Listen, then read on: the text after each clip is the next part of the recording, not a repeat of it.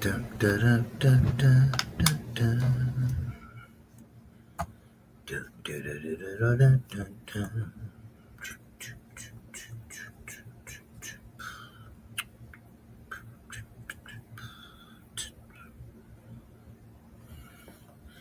Ba-da-da-da.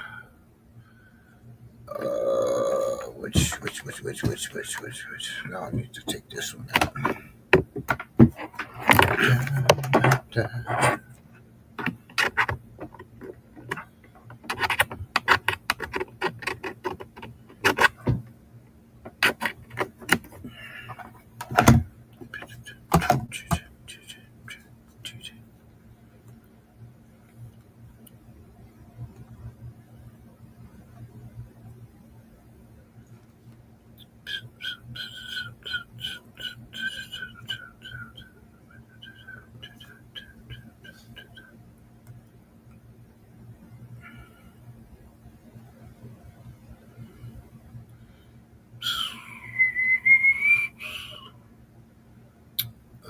Line up. Do, do, do, do, do, do.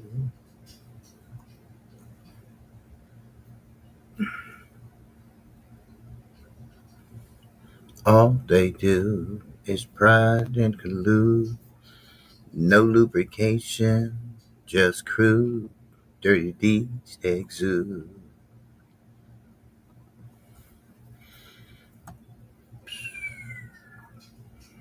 All right, let's go to the album lineup. There we go. Da, da, da, da, da, da, da. All right, let's get this party started.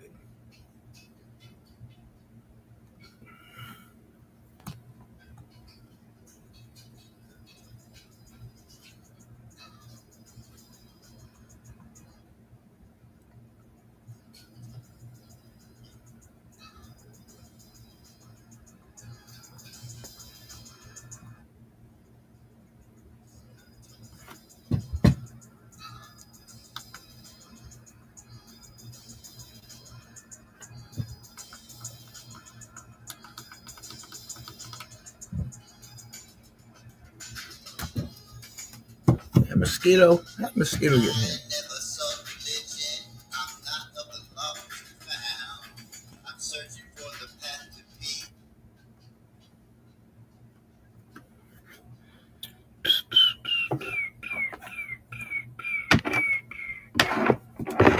I never sought religion.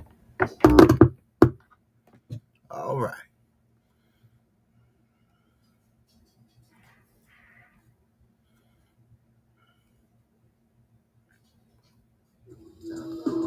When just a little tighter. Yeah.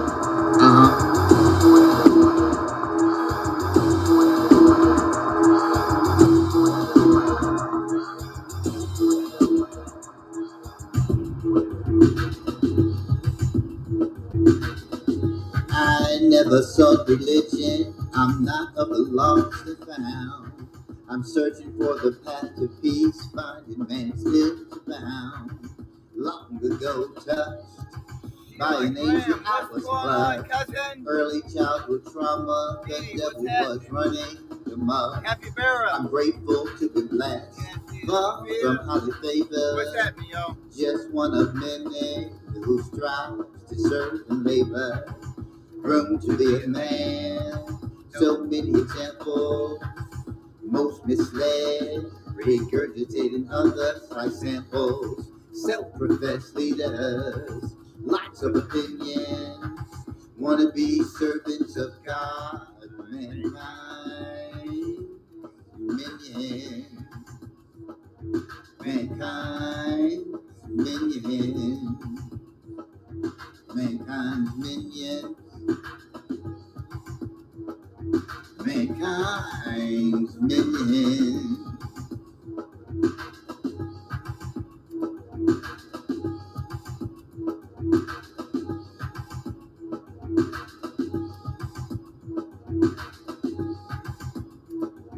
Welcome to another episode of Daddy's Right Here Live. I am your host, as always, Sabir Aleem. great one today. Transcendence. The books make for great reading, filled with many stories, trials and tribulations of man and God in all his glory. Man made man religion, he was the follower of none. Many gods does man serve, no that there but one. Narratives of divide, signs and symbols formed with pride, toward those not equally yoked that bias they cannot hide. The words, no doubt uplifting, providing man with guidance. So many unanswered questions, yet they all sit in silence. Room to be a man, so many examples. Most misled, regurgitating others like samples. Self-professed leaders, lots of opinions. Want to be servants of God, mankind, minion, mankind, minion. Mankind, minion. Mankind's minion.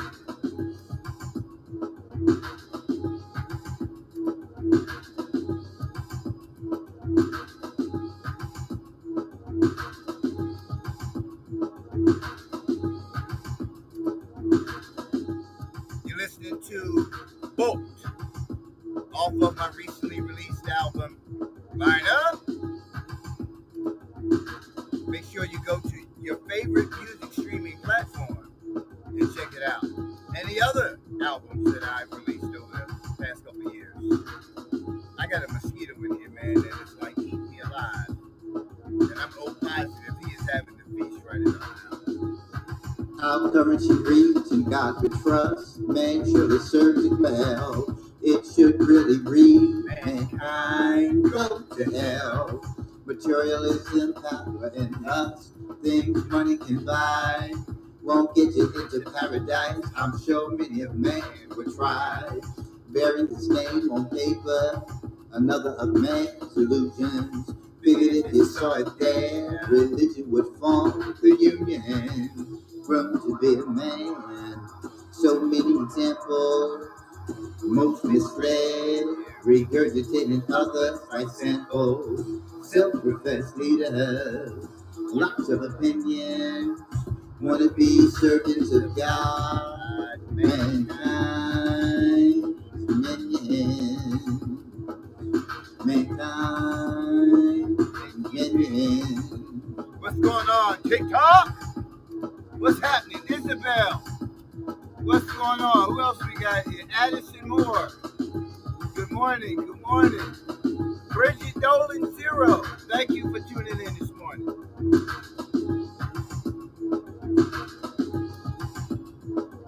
Where my YouTube people at? What's happening, YouTube?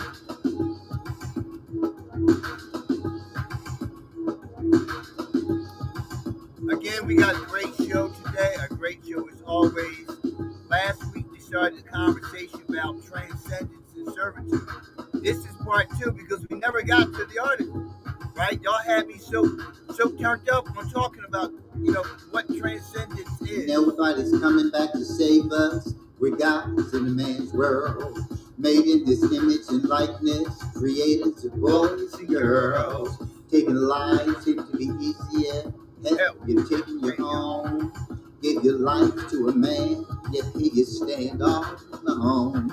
The next time you bow down in prayer, or raise your hand to the sky, ask not God for help, ask the guy walking by. See what you get. Ask the guy walking by.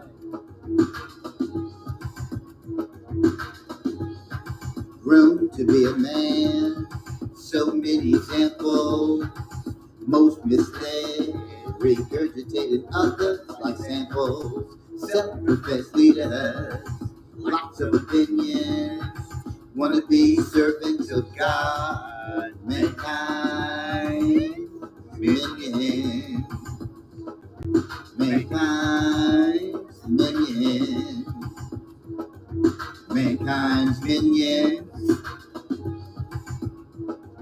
mankind's minion,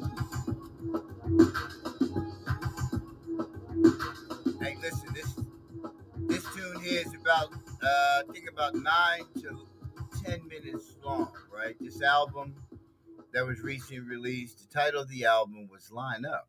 Yeah. So if you haven't had a chance to check out that album, go to your favorite music streaming platform. It's on all the streaming platforms. Um, it's my fourth album that I released. It's about 20, I think about 28, 29 singles that have been released since 2021. So this was actually an album that was designed for primarily line dancing. There's a lot of line dance choreographers. There's a lot of folks who just want something to kind of groove to and don't have the capacity, for lack of a better term, to do some of the more up tempo stuff. But line dancing's been around for a long time. But every cut on here is more than 7-8 minutes. I think the album in totality came to about 105 minutes. So this is one of those albums you can just put on as a DJ and just walk away. Just sit at the bar and watch the madness. The bartender's going to love you. The owner's going to love you because it's going to be cha-ching, cha-ching, cha-ching from the first cut. The dance floor is going to be wet. Guaranteed. It's just those kind of beats. Obviously, you have to listen to the lyrics, but again, it's a matter of, while you groove and you can kind of hear a message, so it's not just in the stepping, it's also in the message and you listen to it. And, mankind's minions. What does that mean to be mankind's minions? Who are we serving? God or man? And if you really take a look at your actions, listen, there's a difference between the truth and transparency, right? If you want to be transparent, listen to the lyrics, and not just this album, but all of my music. Listen to the lyrics and look at the world through the lens that you're currently looking through. And you tell me, how successful are you really being in life? What does life mean to you? See, you come into the world guided by another who tells you this is what the world is. This is what you're going to do. This is what you should be. You're getting guidance in that capacity. And for the religious people, they're giving you guidance from their books. I got to get my hands on this mosquito, man. He's just devouring me here. So you're getting information that's actually filled with mixed messages. You can't straddle the fence. You can't live and prosper in man's world and fulfill the purpose that you have to God. You can't do both. You listen to what I'm saying to you. You have to learn how to apply the values, the principles, the content of the scripture that you profess to believe in. And if you don't profess any religion and you profess some type of spirituality, those things have to be applied to your daily life, the obligations and things that you have to do in this life. But you have to understand what it means to be of this life. Because life is not the things man has put in place for us to be productive in the society that we live in. No, man's intent is to get all the money, get the butter from the duck, as we say from back in the day, get the butter from the duck, and then you die. Right? By the time you get to retirement age, right? What are you going to enjoy? You're going to be so busy healing your wounds, putting the Bengay on the joints and all that kind of stuff, drinking the Geritol to keep this going and keep that going. That's what you're going to be doing. Let's be realistic. That is not your creation. You understand what I'm saying? We are created, right? To sow seed, multiply, plain and simple. That is our purpose, right? That's our purpose. Not eat, drink, and be merry. No. No, procreation. That's our purpose. Let's first understand that.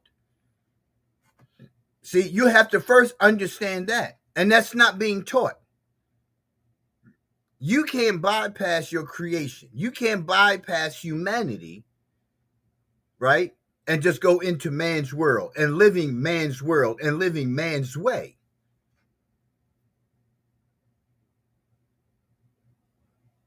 You can't do it. Look at where you are. This is about you being transparent with you. You can tell me anything you want to tell me. I can tell you anything I want to tell you. But how do you feel about yourself at the end of the day? What have you achieved at the end of the day, other than the fact that you spent 10, 11, 12 hours out of the house, you put in 8 hours of work, you got 2, 3 hours of travel, including going and coming. You got that much time out of the house. How productive were you in that time? And who were you productive for? Who were you bowing down to? Think about it.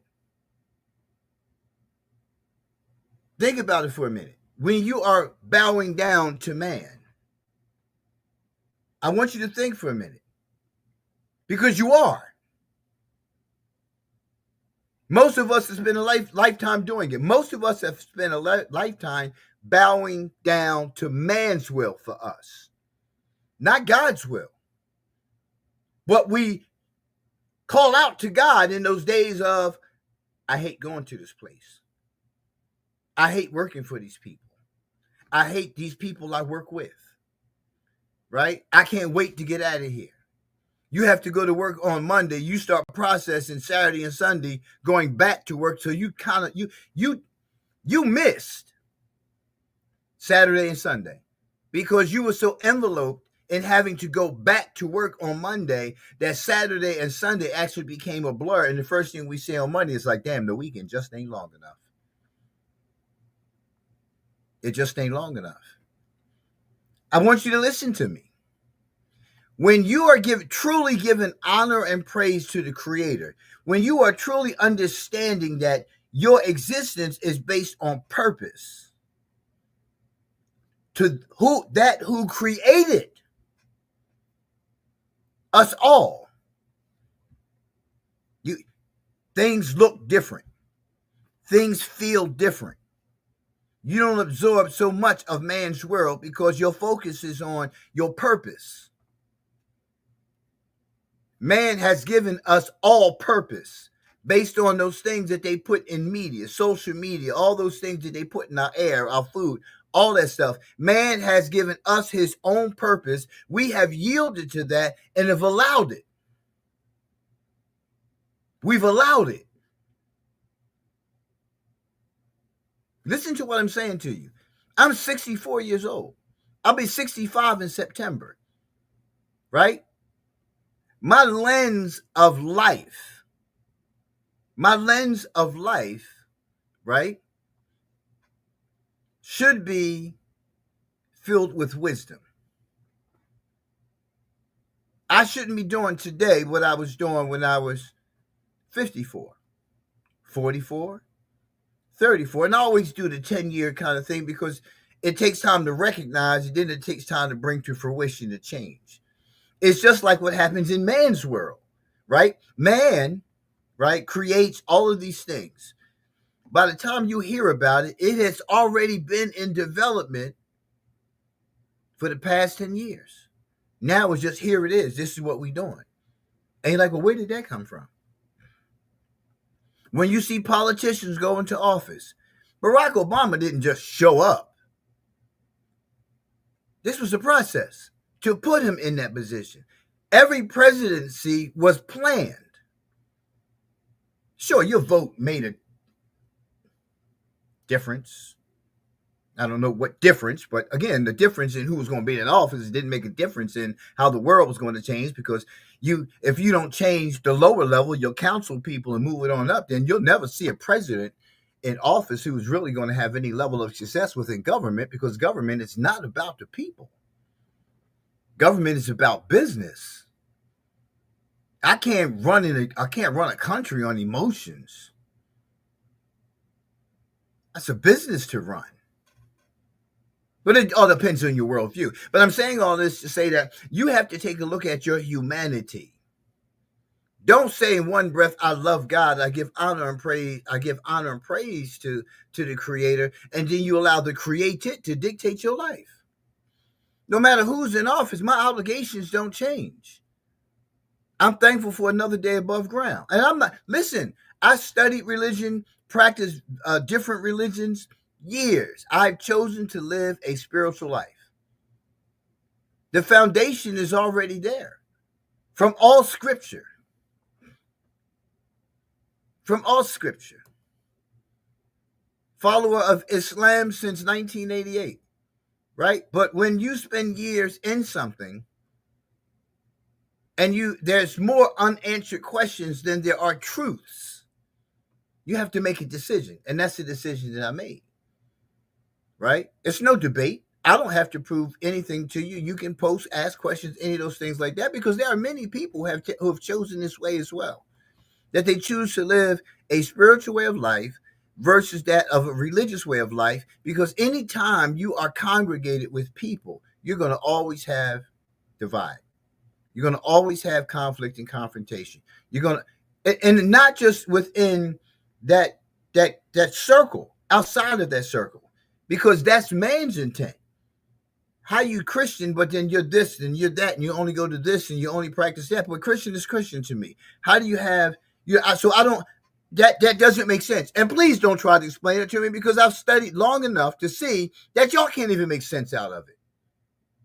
Y'all just regurgitate what somebody told you is why this sect is this, why this sect is that, why this sect. But you're all Christian, you're all Catholic, you're all Muslim, you're all Jewish, and then you all have all these sects. Why? Why? And then in the same breath say that you give honor and praise to God and how much you love all people, but yet you stand in this position as this, and nobody else matters. And each has been defined as being an enemy to one another. And then you find others who have been defined as the enemy to the world. And you regurgitate that. You regurgitate that.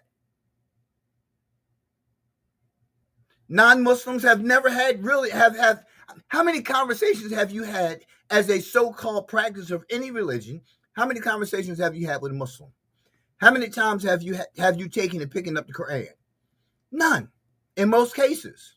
Why? Because what has happened is you will sit there and watch the news and allow the news to define a group of people based on not the book itself, the content of the book itself, because if you have a conversation about the content of the Quran, you have to have content of Old Testament, New Testament, and all the other, Moses, book of Moses, you got to have conversation, all those things, because they all tell you the same thing. When the people is attacked, they have the right to defend themselves. That's common damn sense. That's why we have a Second Amendment. But my point is, you're not even looking at that. You're not even looking at the fact that here you are, a human being, created by the same God that person is created by, and say, well, because they practice that makes them wrong. Any practicer is doing their best to get closer to God. If you because you embrace religion for a reason. Something happened in your life, right? Your testimony, as it's called, right? Your testimony is this. And when I called out to him, he responded. That's your testimony. But there's another part to it that continues to be missed, because all you keep doing is regurgitating your testimony. How good God is. Muhammad, peace and blessings be upon him. Jesus, peace and blessings be upon him. And all the messengers who came to deliver. But you've only selected those. What about Mr. John down the street, who used to always, leave his door and sit on the porch, and the little kids would gather around Mr. John. And Mr. John would tell all these great, wonderful stories about life, and the kids would walk away so enlightened, only to leave there and go home to insanity. Miss Mary, who was always the voice of reason to your children in mind back in the day when we could go to sleep in the backyard and leave our front door wide the hell open and nobody would come through our front door. But you always knew where the kids were because all the bikes were always right in front of that person's house. That's where they are. They're down there. And we were okay with it. We were okay with it. We had the same perverts as you've identified today existed then. Let's call it what it is. Why have we become so untrusting now? Why do we still protect little girls from whose house they go to, but little boys can go any damn where? We'll take a little boy to an all-female run facility and don't question it. We won't take a little girl to an all-male run daycare. Why? You hear what that sounds like? No, not what I just said. What your response was? Females are molesting females. Hello? You know how many males have been molested or still being molested? No, we don't have those conversations because you've allowed man's world to condition you to live in fear of this happening and that happening. It can happen right next to you while you're in your room sleep and the child is in another room. Or you're leaving the child to be babysat by anybody. You can't escape it. It's inescapable. And we put so much energy into calling ourselves protecting this and from what? From who? Death is life. It's inevitable. And I really don't think that you're going to experience the pain, as much pain and suffering, living, fearing death, that you will in death. Nobody has come back yet to tell us what it was like.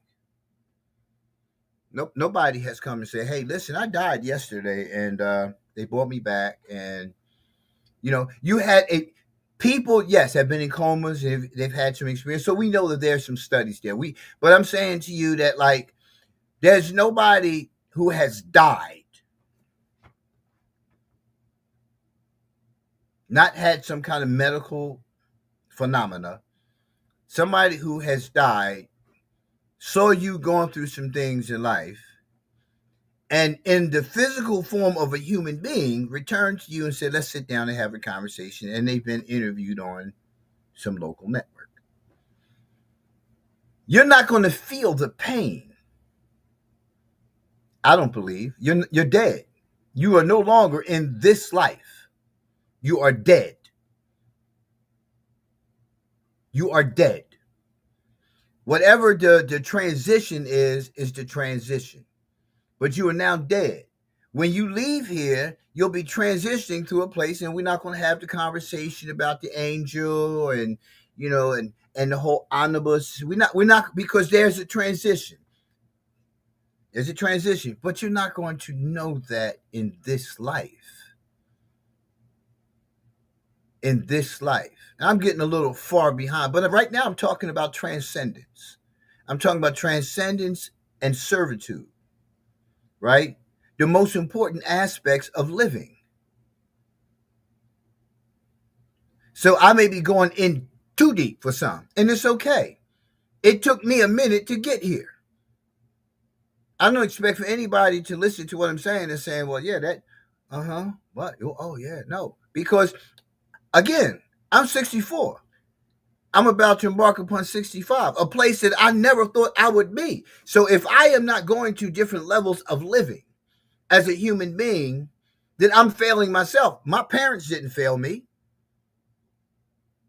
I'm failing myself because I have chosen to sidestep my reality and allow man to create a reality for me.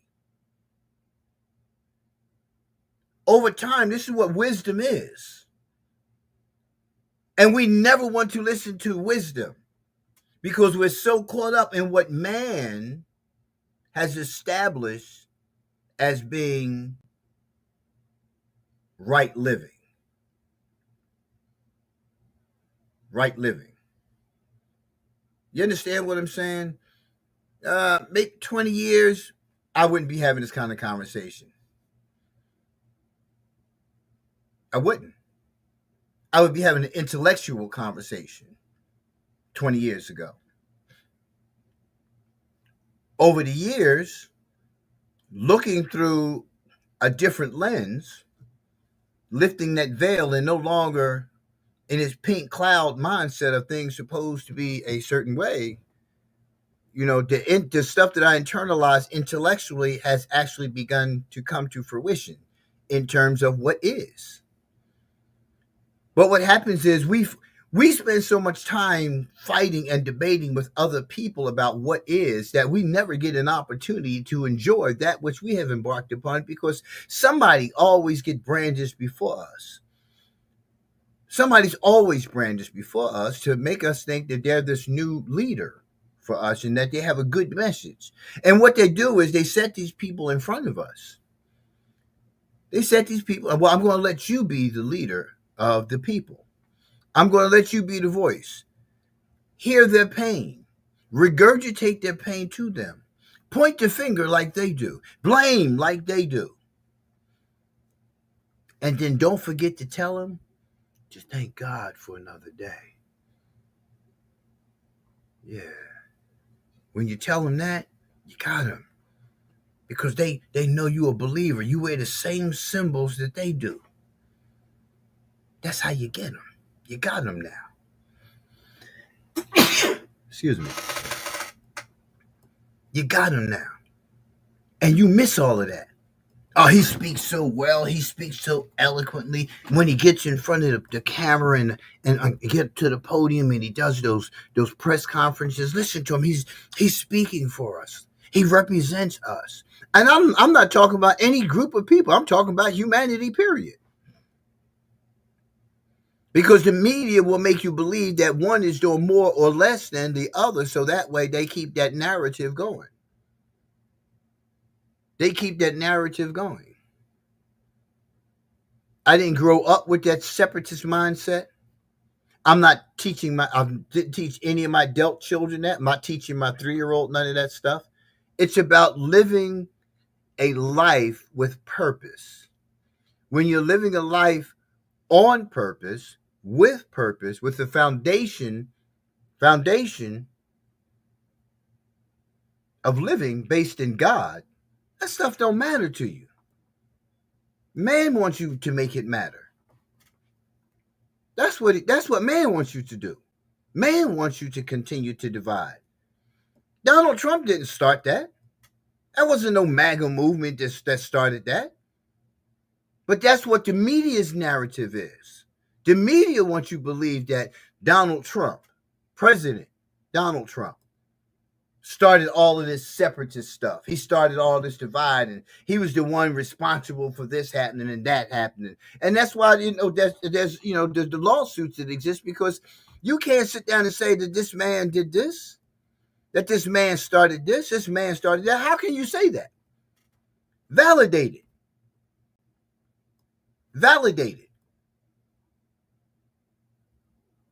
I'm just saying, you validate it. I can't call that man a racist. Why? Because he doesn't speak about black issues, black purposes the way I would speak of as a black man. I'm a black man. Of course, I'm going to speak about black issues differently. He's not black. So y'all make it about race. Because that's your comfort zone. Because that allows you to avoid accountability and begin to take responsibility for your bad behavior, for your divisive dialogue.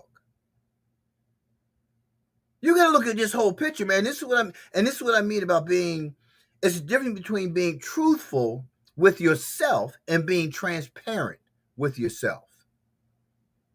I can't have an oops moment, right? My mic is always open. I'm always doing something live. When have I spewed any hateful rhetoric? I'm telling you the truth about things. The obvious. I'm not afraid of an open mic. I'm not afraid to walk down the street and somebody puts a mic in my face to say anything. Because it's not a practice of mine. I'm not a divisive person. I'm not a separatist. I was never raised that way, ever. By my parents, my grandparents, my Uncle Frank who raised me, an Aunt Dee who raised me many years. I didn't have that dialogue in my home. I didn't. As a child, I grew up in a home with my mother primarily for most of my life, and it was about black empowerment. It was about empowering self. It was about establishing that line in the sand, plain and simple, to protect ourselves, right, from those very elements that exist in this world today, who have always existed from the beginning, right, to ensure our safety as a people. That's what Black Power was. That's what the raising of the fist was about. For me, I don't know who taught you. I don't know who taught you. But it wasn't a matter of hating any group of people. It was a matter of protecting our own. Because nobody was coming to save us. Nobody's coming to save you. Nobody's coming back from anywhere to save you from your condition. That's one of those things you can never convince me of, that somebody's going to come back who already died for our sins, but going to come back. Okay. Again, that's just mine. If you find to be disrespectful because you're a believer in Jesus, that's entirely up to you. But believe that studying Islam from 1988 to about 5 years ago, 4 or 5 years ago, right? I probably know more about Jesus than you do as a non-Muslim. It's a whole story dedicated to his mother, about him and his mother and his role with mankind. So step lightly before you start saying anything. Because if you haven't read the other books of the other people, you should hush. Because you're only regurgitating what somebody else is telling you. Have you read the Old Testament as a Muslim? The New Testament as a Muslim? As a non-Muslim, have you read the Quran? Or are you just watching TV and forming an opinion like the rest of these fools are doing about forming opinions about you and the color of your skin? Because it's pure foolishness. And I always talk about this encounter I had when I was in basic training. At that point I was in advanced training, AIT. When I was in AIT, and I met this young white kid from Missouri, and him and I were roomed together. We were stationed in Fort Benjamin Harrison, which was where they held the Pan Am Games. I don't know if y'all remember the Pan Am Games way back in the 70s. But him and I were roomed together, and we had a really good relationship. I never had difficulty in relationship with anybody. I mean, I grew up in a diverse community. Hey, y'all, what's going on? What's up, Aubrey? Who else we got? I am that I am that I am. I like that. But him and I spent time together, and he didn't want to be in the military. His parents wanted him to go into the military, so he went. He completed basic. He got to AIT, but he just did not want to be in the military. Somewhere along the line, he got what he wanted, and he was discharged. So I came back. I was out that day in class. I came back from class that day, went in the room, was going to change into my civvies and get ready to head out. And he left a letter on my bed, and I don't know where that letter is today. I think I still have it somewhere. I moved so many times since then, because this was back in 1986. But I read the letter, man, and the letter it was a heartfelt letter. Like he thanked me for being a friend, and he learned a lot about black people. Was what he said. I learned because where he lived in Missouri, ain't no black folks, so he could only base it on what he heard. Y'all around one another as blacks, whites, Asians, yada, yada, yada, and y'all still don't know each other. Y'all still don't know anything about the people. Y'all know everything about all the badness of each group, but you don't know anything about the goodness. And because all you know is bad, everything and everybody is bad. That's stupid. You offended by what I just said? That's fine. It's stupid. Especially if you're an adult. It's stupid. Hate is stupid. It's cowardly. Plain and simple. That's all it is. It shows inferiority. It shows a fear. That's what it reeks of, fear. A fear you created with man's guidance. And in the same breath, profess to love God. Right? But in the letter, he said, like, he thanked me for, I can't remember verbatim, but thank you for teaching me about black people. He said in the best way he could, and this is where we get caught up so many times when non-blacks talk about blacks. You know, it's like we want whites and others to talk about blacks in the capacity that we find acceptable. That's so dumb. I'm using all the terms that are not politically correct because that's what they are. I'm not trying to be politically correct. It doesn't make sense, and you can't make sense out of it. Your argument is the same. It's the same old stuff. It's the same old D.L. Hughley, Roland Martin, Al Sharpton, Jesse Jackson. It's the same stuff. We haven't built on any of the content of these speeches, of the conversations, of them as a person. We haven't done anything by choice because the narrative keeps being pushed in your face to act this way, to be this way, to do things this way. We haven't evolved.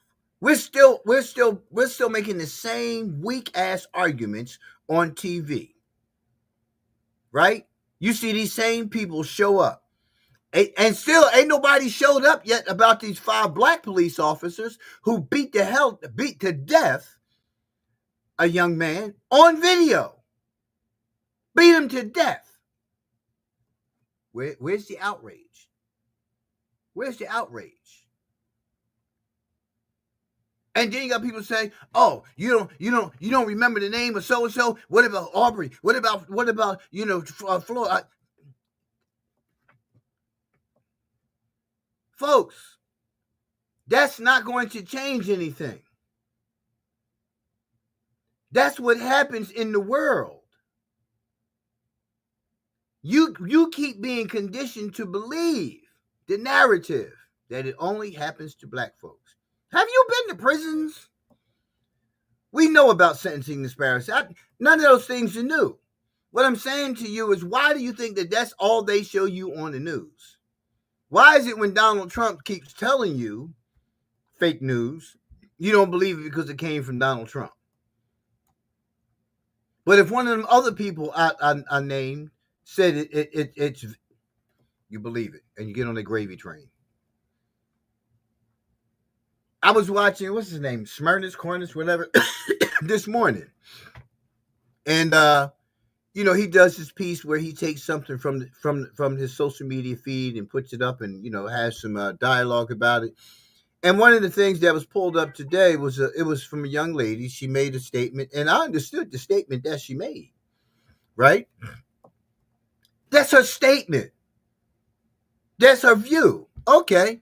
So she also made a spelling error. And the word should have said assassination, because they were talking about, this is like the year, today or tomorrow, I think it is the 1 year, I can't say anniversary because that would be disrespectful, but a year ago today is when the attempt was made on Donald Trump's life. And now we all have a different opinion as to what happened, what really happened, was it fake, this, that, the other. But the point I'm making is that here we have, you pull this up here, this person they gave their opinion.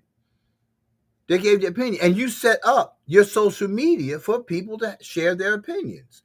But here, because it didn't just pop up, and because you can defend yourself and say, "Well, I didn't put this up." But somebody else did, and you should have saw it, and you should have spoke to it as the person who's supposed to be a seasoned journalist, as a person who's supposed to be respectful of other people, because you expect it on your show when you have those conversations. You expect, but anyway, so there was a spelling error. So he highlighted that. He highlighted the spelling error. Then he also highlighted the fact that if she was saying, now, because you can only assume because you didn't have her on there to defend what it is that she was saying, right? If she was speaking from, if you believe that this is a conspiracy theory, yada, yada, yada. But he literally beat her up. He literally beat her up. It was without warrant. It was unnecessary. It was unprovoked. Right? If anything, you elaborate on what you think, she was saying, and not say this is what you meant, because you don't know if that's what she meant. But even if you she's on TV, man. What was it? What was the point of beating up on her? Right? But beating up on a point that you think, if you're from taking this from a conspiracy theory perspective, blah blah blah blah blah blah blah blah blah blah. Well, wait a minute. How many times have you been on TV? Mr. Cornish, whatever your name is, I forget what your name is, and I've watched you over the years, and I've watched your narrative change. I've watched you vacillate between this and that. And once again, how many times have you gone on TV or reported a conspiracy? How do you know what you're reporting isn't a conspiracy? You, like anybody else, can go online and get your facts, what you think are your facts, but it supports your position, because that's what you're doing. You can't say because Joe Splivengate said it that it's valid. You can't say because it comes from a reliable source that it's valid. How do you know that's a reliable source? A reliable source for you. But if he's a reliable source for you, then he's whispering sweet nothings to others too. All I'm saying is that it was unwarranted, it was unprovoked, and you want to bring somebody towards you as a listener, as a follower, but you want to check them on something that you do yourself, that you have done yourself.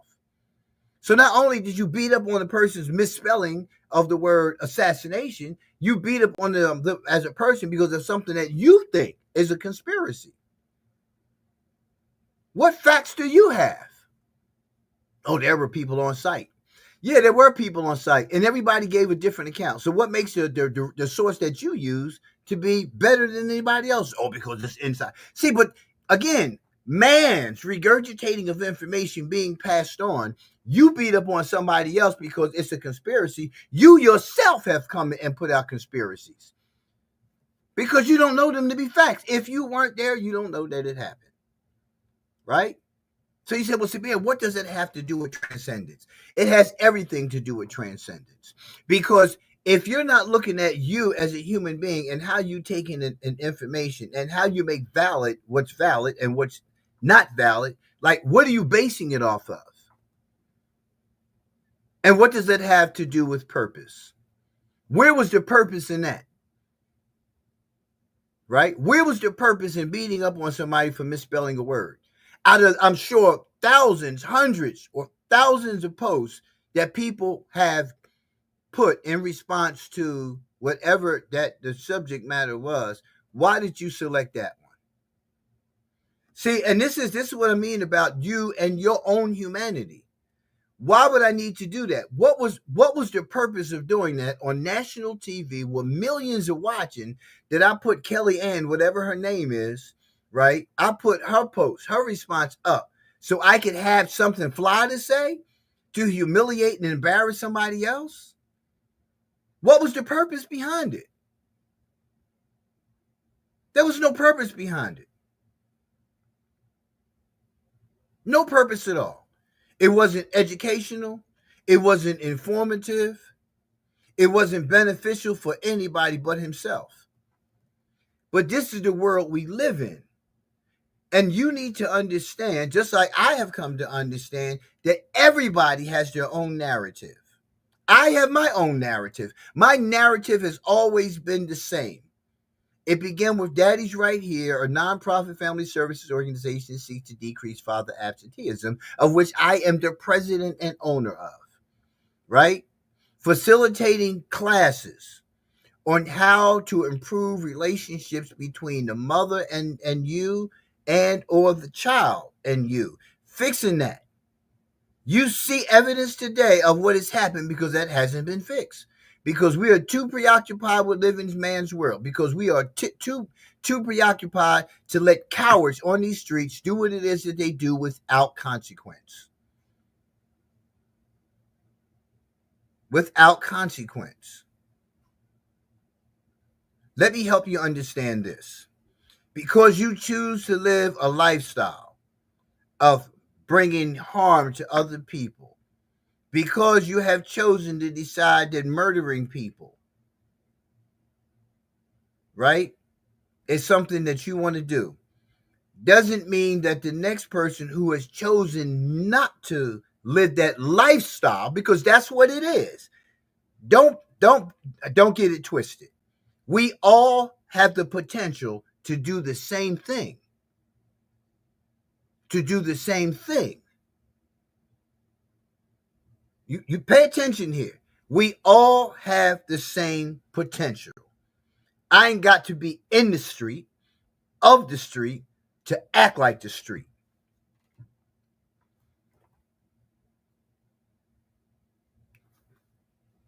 Many of our young men, girls too,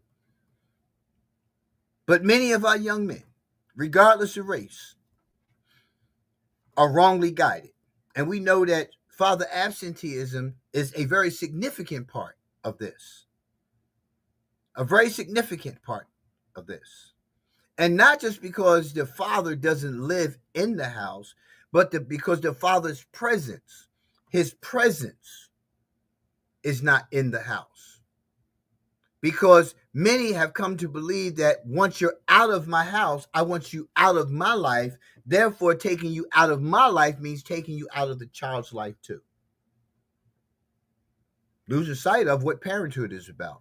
Still professing a preferred religion, but not using its content in resolve. You can't just show up on Friday, Saturday, and Sunday and think that you've arrived and now you're doing God's bidding. You're doing God's will, because you're not. That's the dogma. That's the formalization. That's the commercialization of your professed religion. Its content tells you exactly what you need to do. The question you have to ask yourself is, why aren't you doing it? Why aren't you doing it? And you can't blame anybody for that. You can't stand before God on Judgment Day and say, hey, can I bring Miss Mary and Mr. John up? They'll tell you what I used to do. And let them tell you, because God, I'm telling you, I don't deserve this punishment. Do you know, let me give you a small snippet of punishment, the hellfire. From my understanding, from my teaching, from my perspective of some of the punishment that can be received. But I want you to understand this. You're in the house. The house catches on fire. The fire spread too fast for you to be able to get out. Hold on, y'all, because TikTok wants the confirmation that I am still on. There we go. You can't get out of the house. The fire has enveloped you. Your flesh burns all the way down to the bone. I want you to imagine this pain. I want you to imagine the pain of burning. But your flesh, all of your flesh, from head to toe, is burning all the way down to the bone. Your flesh replenishes itself and burns from its surface down to the bone for 50 years. For 50 years, that's your punishment. I'm just saying. Let's give you an example, because that's some of the content that I've read, in during the course of my studies. But I want you to imagine that happening for 50 years because you failed to do what you were supposed to do as a servant to the Creator for the blessing that you received of that day and how you treated that day. Because it's each day that you have to look at that's registered. And when you look at the day really never ends, because from the point of conception, life begins. What are you doing? In the womb, what are you doing with your life in the womb? Right?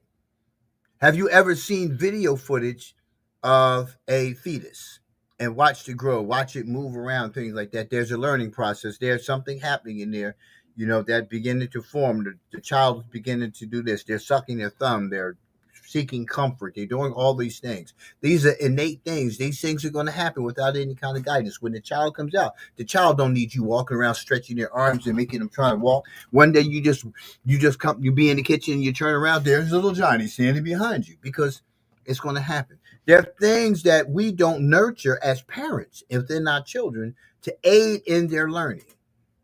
We don't have conversations with them that make sense. We have baby conversation with them. My 3-year-old is probably going to have a conversation better than a whole lot of adults running around here. And she's only 3. And she's very animated, too. She uses her hands like Daddy does, because Daddy uses his hands. So she talks to you like, I'm saying to you that there will be nobody standing next to you other than the 2 angels who have been assigned to you. One to ascribe your good deeds, one to scribe, not ascribe, one to scribe your good deeds, and one to scribe your bad deeds, right? These things are already written. They're already written. Your destiny was already written. There's already a script for you. When you change script, when you what do you call it? You go off script. When we go off script, right? We're delaying the inevitable for ourselves. You have to understand that the timing of death, unbeknownst to any of us, is whenever it is. Why is it? Why did your number come up for you to die at the age of 25? Why did my best friend Charles, who never wanted to see old age, die at the age of 36, 38 years old? Why am I still here at 64?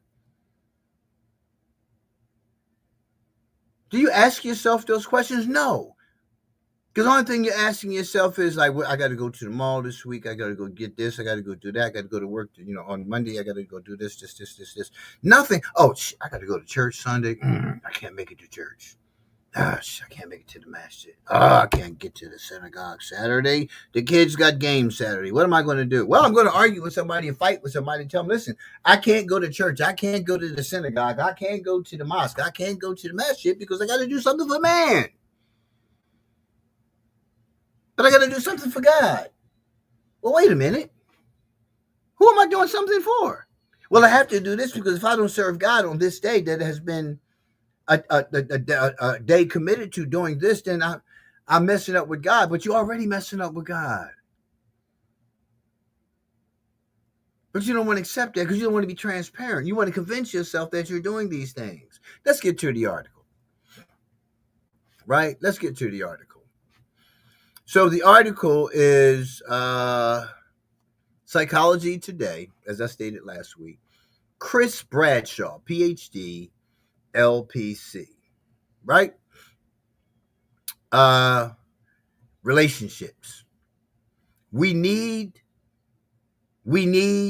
transcendence and service to others to be fully human. That's the title of the article. I just gave you my monologue. Humanistic psychology explores the moral implications of our deepest needs. The moral implications. When your morality is not in check, when you're not allowing the ego to do what it needs to do in terms of balancing the id and the superego, when you don't have an understanding of the id, the ego, and the superego, which are the parts of self, right? The id is going to just do what it do, right? The id is that part of self that wants what it wants, when it wants it, and it wants it now. The ego says, well, hold up.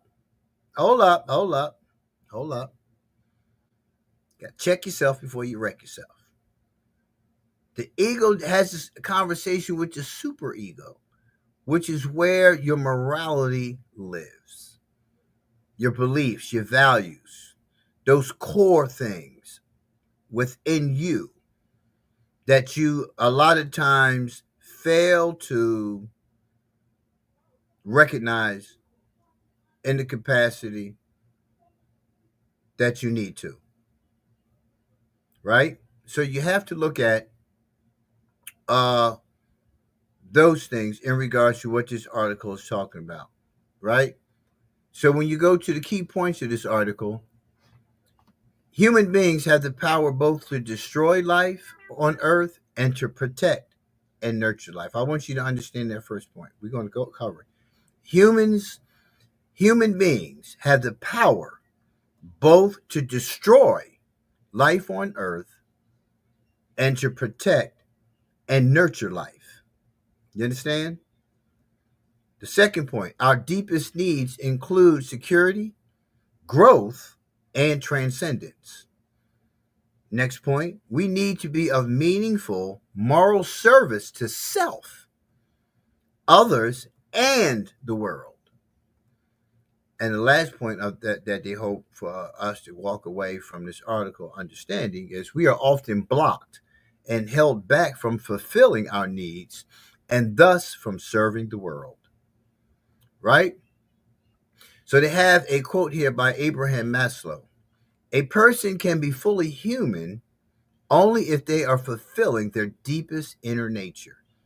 So if you don't understand your humanity, if you don't understand what it means to be in this life, if you don't have any level of understanding that your existence entails living on a purpose that you have not yet necessarily embarked upon, and it's your responsibility to find it, that's where your freedom is. Rollo May has a quote here. The purpose of psychotherapy is to set people free. What I mean is to set people free. I said that. What I mean is to set people free from the bonds of their past, free them from their own unconscious automatic reactions so that they can be themselves. The conscious, the unconscious, and so you got the conscious, the unconscious, and the subconscious. The unconscious, the subconscious, and the conscious. So you have all three of them working at the same time.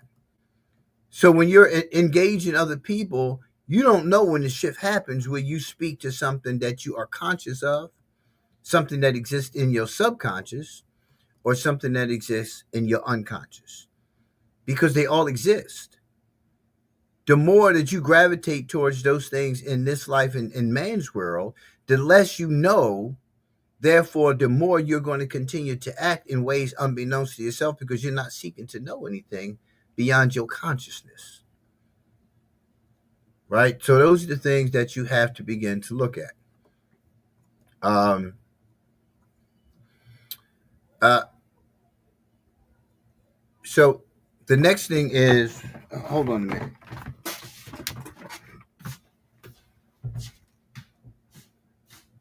Hey, can you take it down a bit?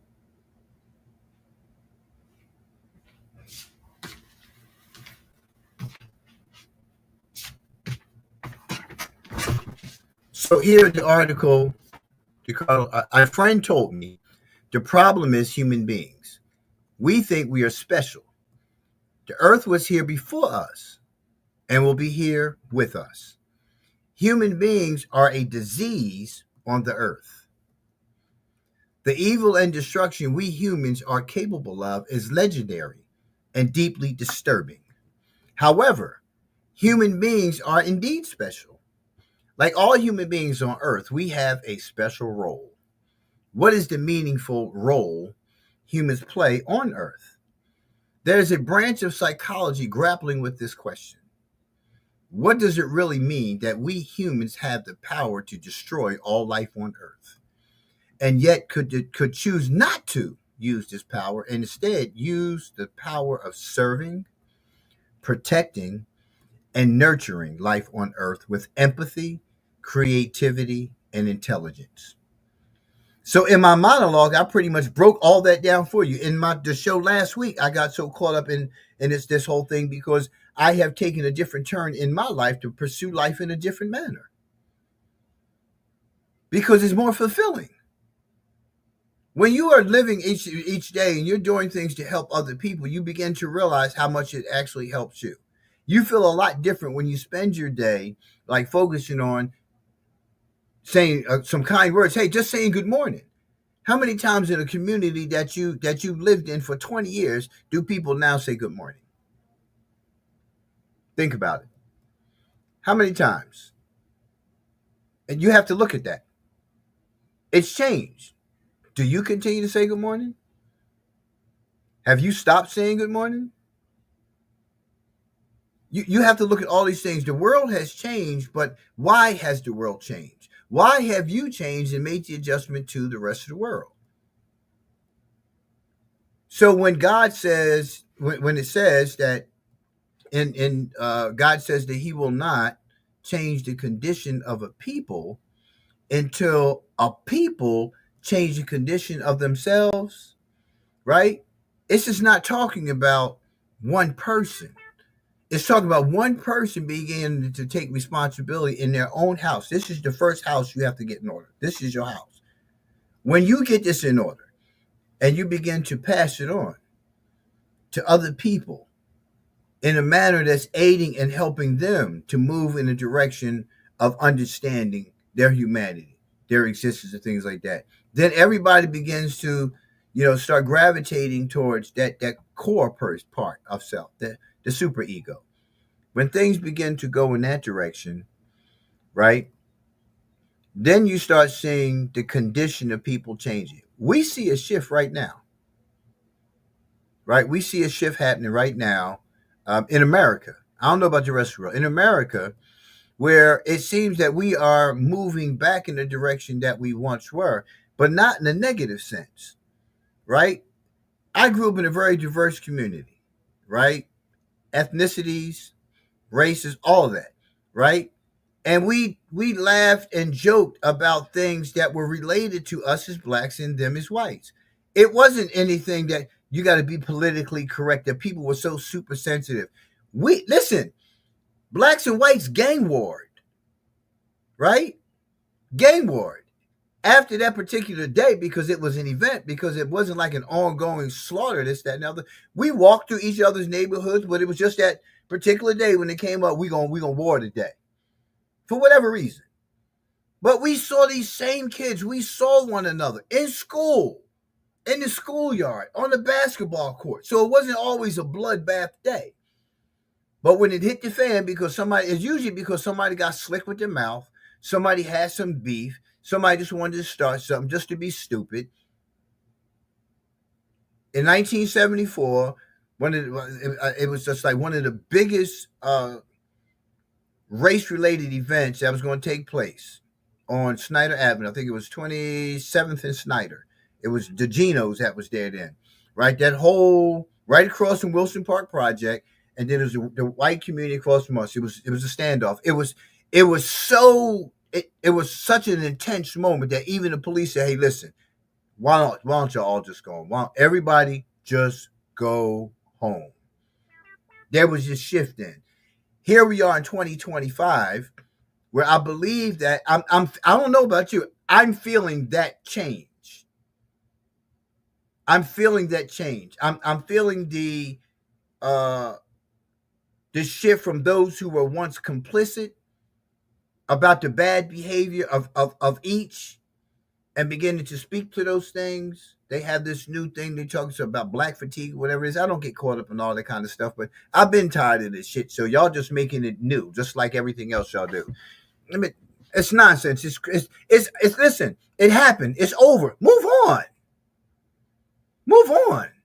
And if you can't move on to something that you weren't even a damn part of today, it speaks volumes about what's happening in all of your relationships, because that's your conditioning.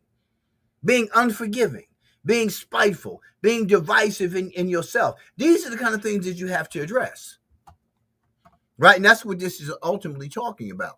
So, a fictional case, back to the article, of unmet needs blocking service to others. This is a fictional case. The 52-year-old nursing manager works at a busy for-profit hospital serving patients living below the poverty line. She is overworked, underpaid, and frequently condescending by higher ups at the corporation that owns the hospital. They don't appreciate the art and science of nursing. A leader once said to her about her nurses, "Why do they whine so much? Aren't they just plugging in equipment and checking vitals all day?" Pay attention. In the past, she loved working with patients and with her nurses. She was impressed by their dedication, intelligence, and resourcefulness. Now she sees patients as manipulative and lazy and nurses as entitled. She only connects with the most pleasant patients and nurses who smile and defer her to authority. She has become harsh and impatient. She's lost the sense that she can be of meaningful and joyful service. She's obsessed with doing a perfect job with the company's unreasonable administrative task requirements and works late most nights. The corporation is paranoid about liabilities and running afoul of insurance companies, and yet must keep profits high. They not only make nurses care for too many patients in a shift, but double and triple as administrative support and case managers. Her personal life is non existent. I worked as a clinician for 30 years. Retired June, came back out of retirement, uh, moved on from that. So now I'm retired and I'm doing a lane for you, the LLC. But I say all this to say that that is one case of millions. People who work in these fields, you got to look at law enforcement. Law enforcement is another one. There was a time when cops could walk around communities. They knew everybody in the community. They could drive up to the corner, and by the time they get to their corner, everybody off the corner, right? And if we would just stand in each other like this, the cop would tell you, "Yo, this is my corner. I don't want to come back and see y'all on the corner. I know y'all. Listen, just get off this corner."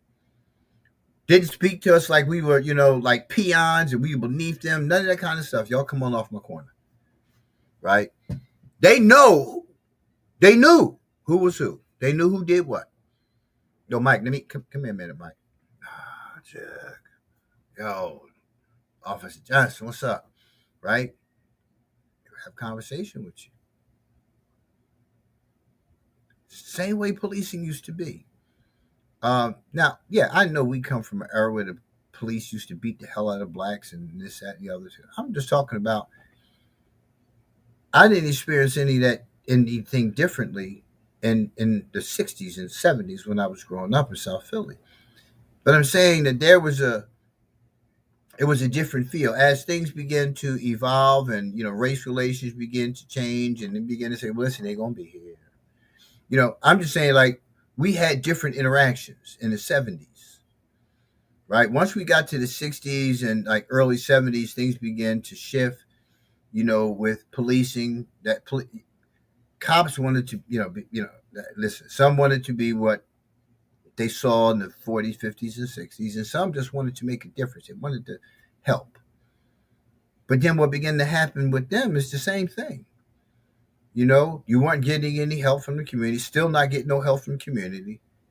10 people stand there, man down on the ground under a white sheet, chalk mark all around them, but nobody saw nothing.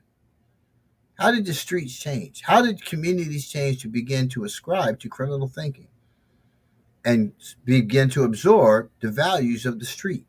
If I ain't about street, I ain't about the street. It ain't about snitching.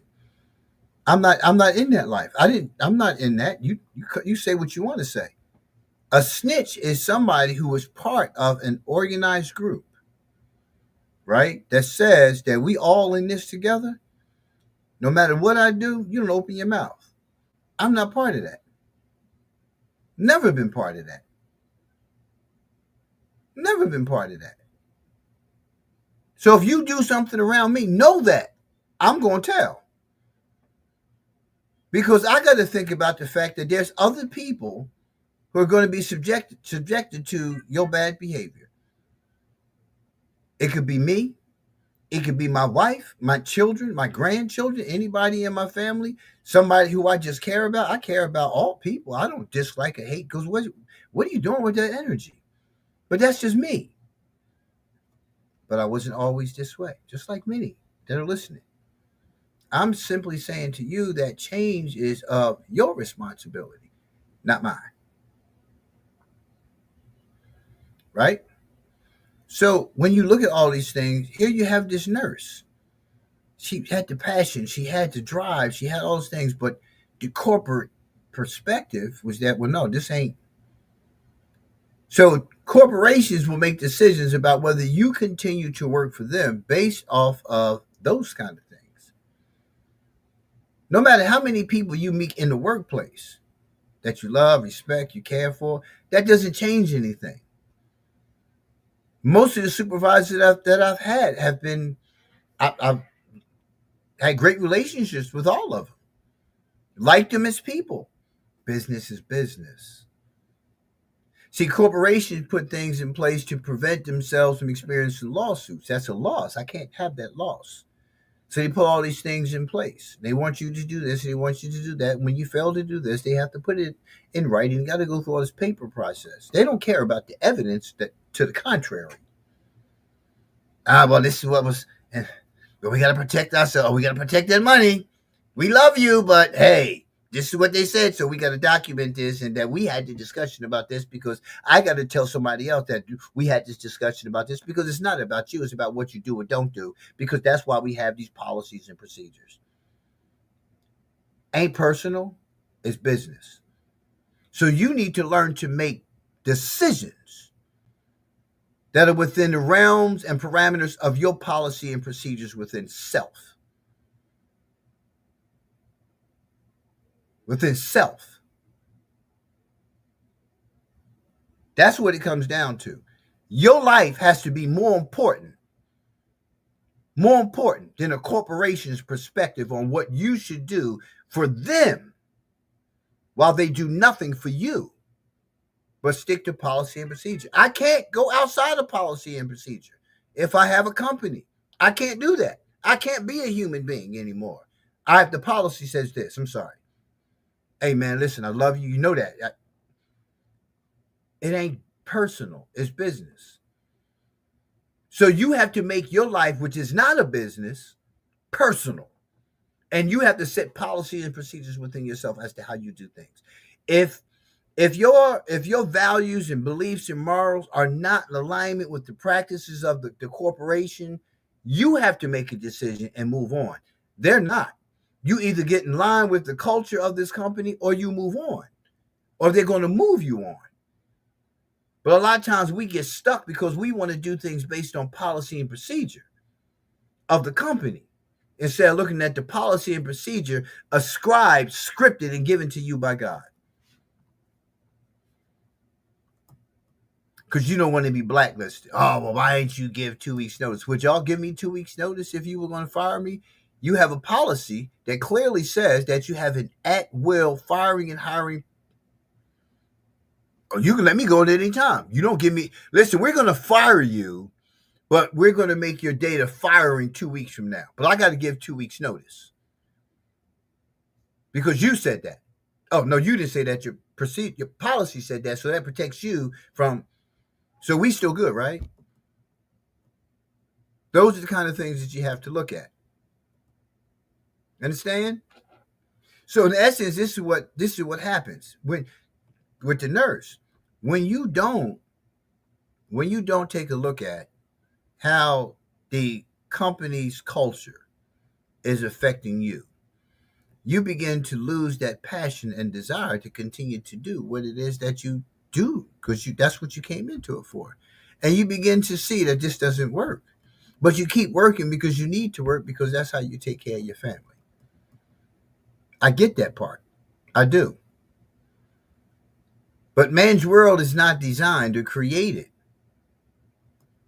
because man created this, to focus on your humanity, to be in alignment with any level of humanity, even any kind of empathy, let alone having a conversation about sympathy. It's just not. Business is business.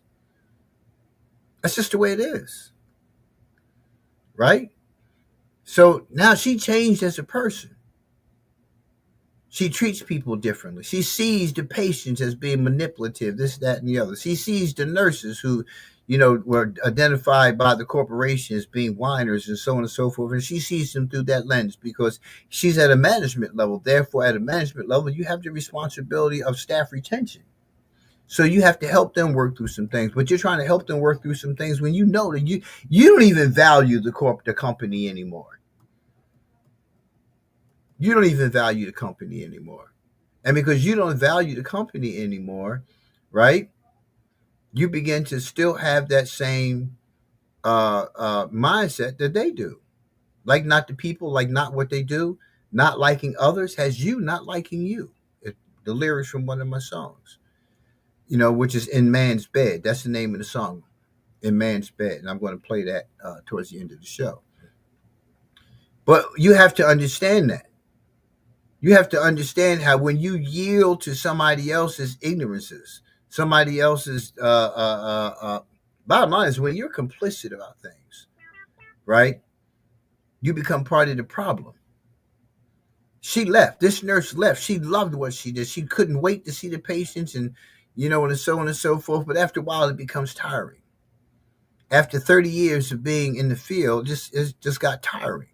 So it was a combination of the drive all the time. It was a combination of corporate politics. It was a combination of, just seeing and feeling things for what they really are. I had two staff persons that died.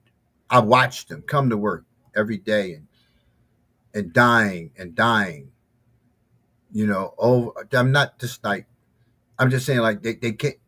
Death is sometimes a process as well because we kill ourselves internally because we fail to address the things that we need to for our spirit. But I had a staff person that died. She died coming to work. She died. Then another person, before her, died pushing himself. He didn't have to work, just going to work, going to work, going to work. Right? There's so many other things you can do in terms of going to work when you are serving God. Right, and that's what these people did. They had a passion for what it is that they did. So I don't know what was in their lives, that wasn't my role with them, but I don't know what was happening in their lives where they felt like they just needed to push and push and push and push and push and push. Sometimes living beyond your means can make you push yourself, beyond your means, beyond your abilities. Right, you have to start looking at how you're living. How are you wearing $300, $400, $500 sneakers, but you're still living in mama's garage, mama's basement, sleeping on mama's couch, right? How are you doing that? What sense does that make, right? When you live at just the basics of what has been provided for us in this modernized version, right? What you need with a $400,000 house? Where's that house going to be when you're dead, right? Who's going to have that house when you're dead? How many of your kids actually want that house that you're living in when you die?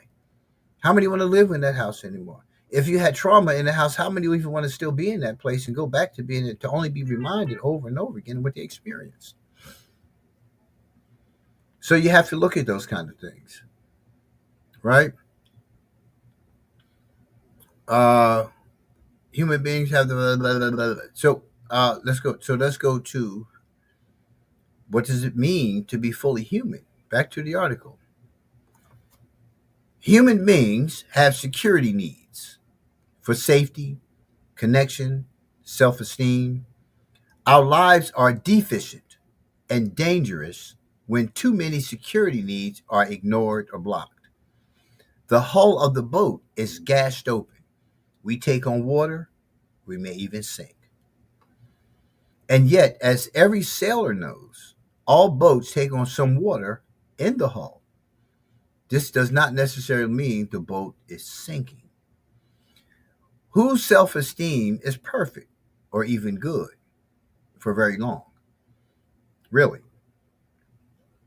Most of us experience self confidence and self doubt within each 3-minute span.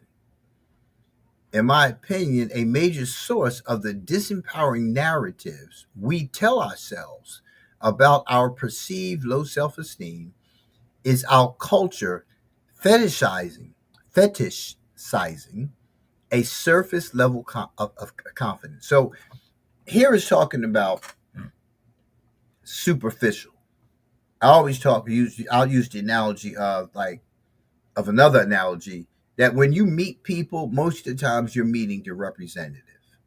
You're not meeting the real person. And sometimes that person, that representative, stays for a while. Stays for a while. You're just getting the representative. You're getting the nicey nice. You're getting, and even sometimes the reverse of it is you can get the person who is extremely guarded, right? Extremely guarded, but they're really the nicey nice. So why are you receiving this representative? Because this person is not in touch with themselves. This person presents the superficial aspects of the self that they got it going on, that they living good, that they're living large, you know, living life like it's golden. They want you to believe that. Why? Why is that so important? For you to present yourself to somebody like you living life like it's golden. Why? Why? Why is it that you need to present yourself to people as being guarded?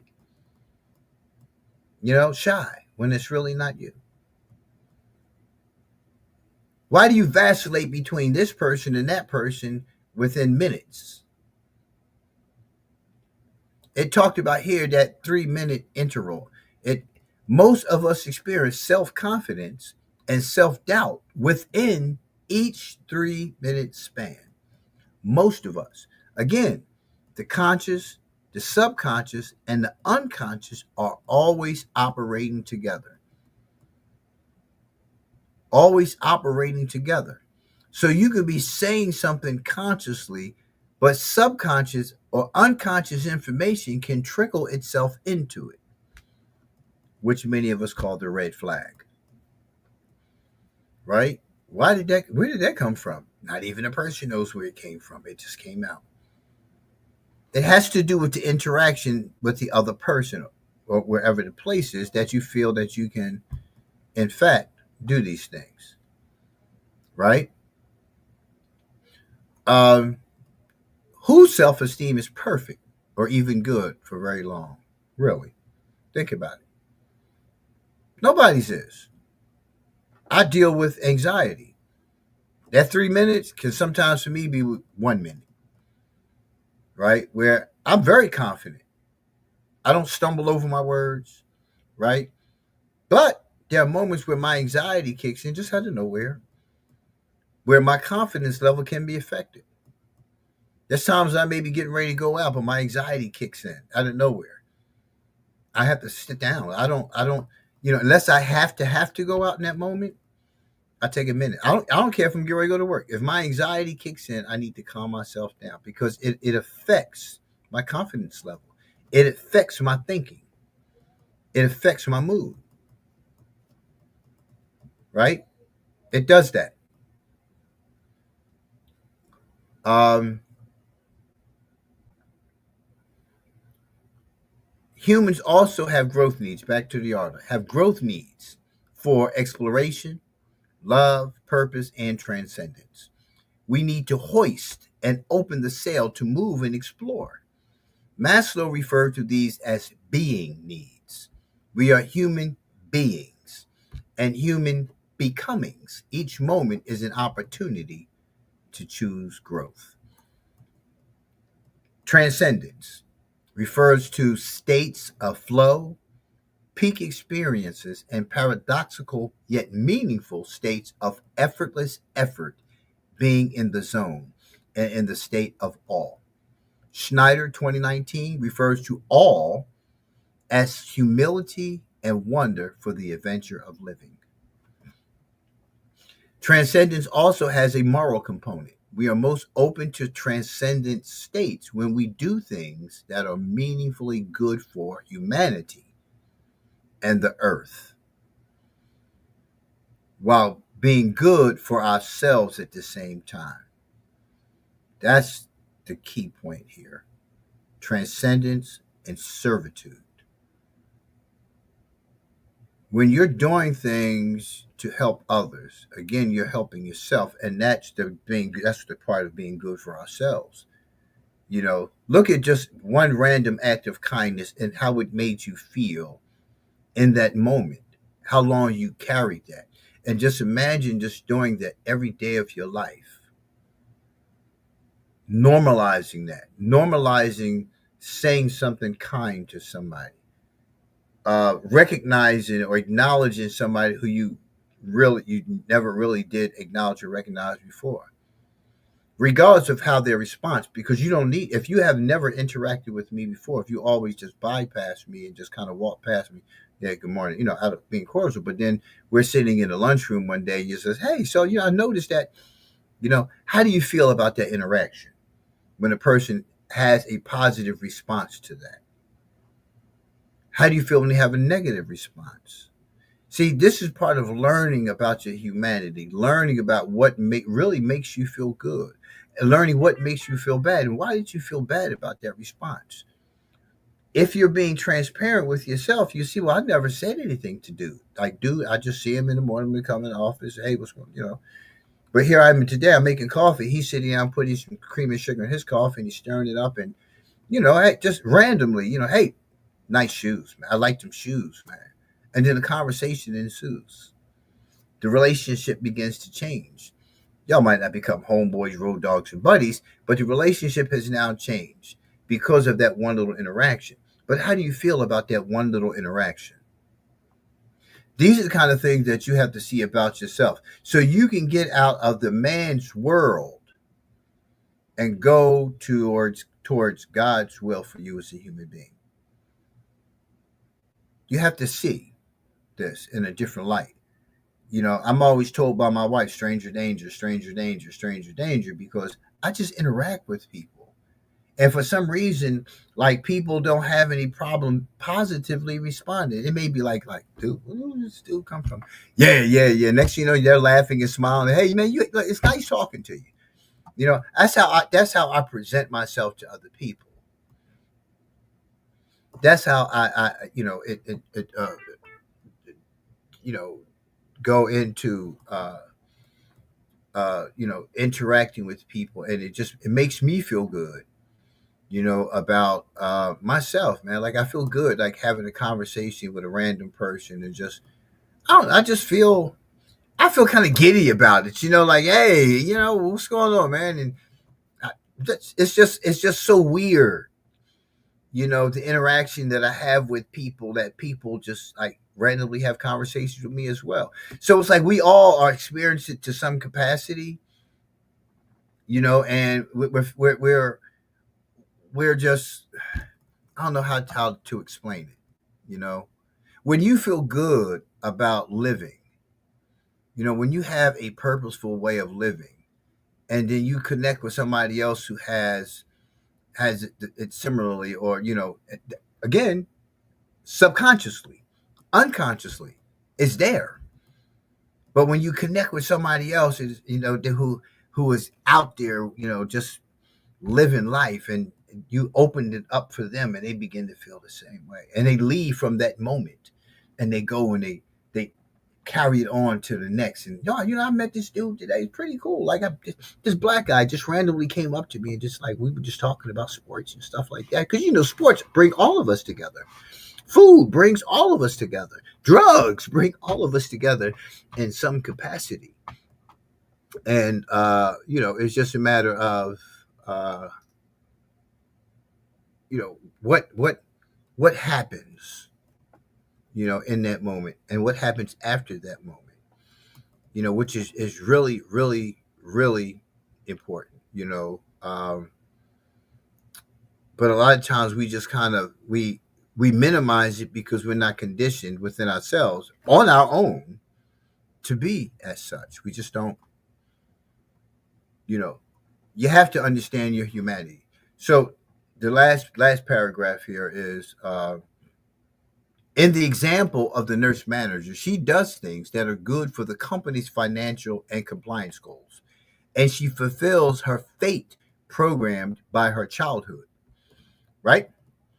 And yet, she is painfully unmet in her need for meaningful exploration, love, purpose, connection, and the more of life. Because there's more to this life, folks.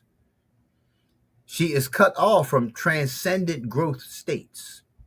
Rollo May might say she is fulfilling her fate, but not her destiny. I want you to listen to that. Let me say that again. Rollo May might say she is fulfilling her fate, but not her destiny. She is achieving culturally sanctioned goals, but not her deepest wish. A wish sinks deep down into the feelings, the sensations, the spirit. You understand what I'm saying?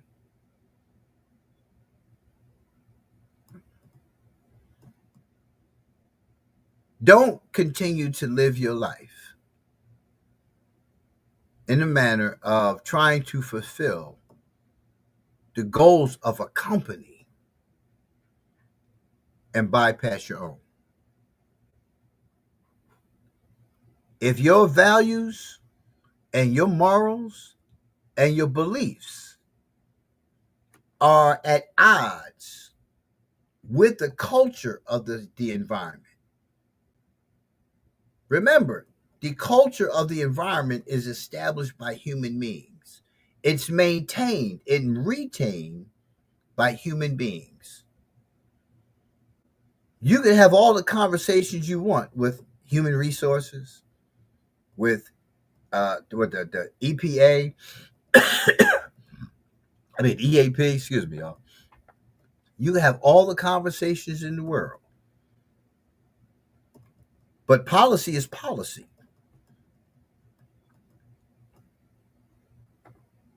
Policy is policy. What's your policy? What's your procedure when things happen like that are at odds with your values? What do you do about that? Now remember, we're not talking about you going out just looking for something that just doesn't. If it don't set well with your spirit, that's going to be quite obvious. That's going to be quite obvious what you need to do. Or do you want to just spend life not fulfilling your fate, but not your destiny? Because you're going to die. Period. What are you afraid of it for? You're afraid of it may be torturous. You might wind up being kidnapped, shot, and being in all this pain, and then no longer here. Well, it ain't gonna be long anyway. Time was just given to mankind, to be able to